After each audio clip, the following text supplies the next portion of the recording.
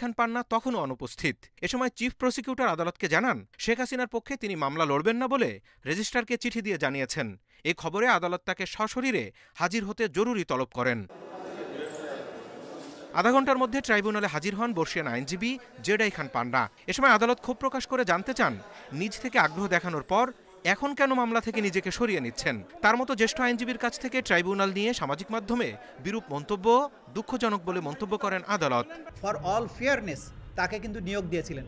আদালতের আদেশের প্রতি তিনি কিন্তু শ্রদ্ধা দেখাননি। তিনি সোশ্যাল মিডিয়াতে আদালতের ব্যাপারে কমেন্ট করেছেন এই আদালত তার ক্লায়েন্ট মানেন না, অর্থাৎ ইন আদার ওয়ার্ডস তিনি সমর্থন করছেন যে ক্লায়েন্ট যেটা বলছে আদালতকে তিনি মানেন না, সে কারণে উনিও এটা মানেন না, এই ধরনের একটা ইমপ্রেশন তৈরি হয়।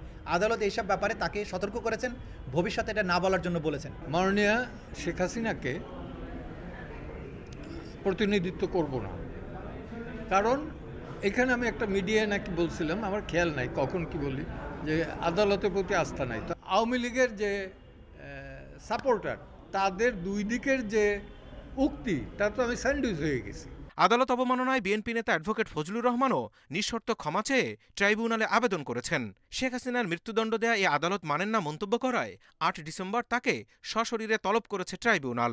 জনাব ফজলুর রহমান আনকন্ডিশনাল অ্যাপোলজি দিয়ে আদালতের কাছে ক্ষমা প্রার্থনা করেছেন।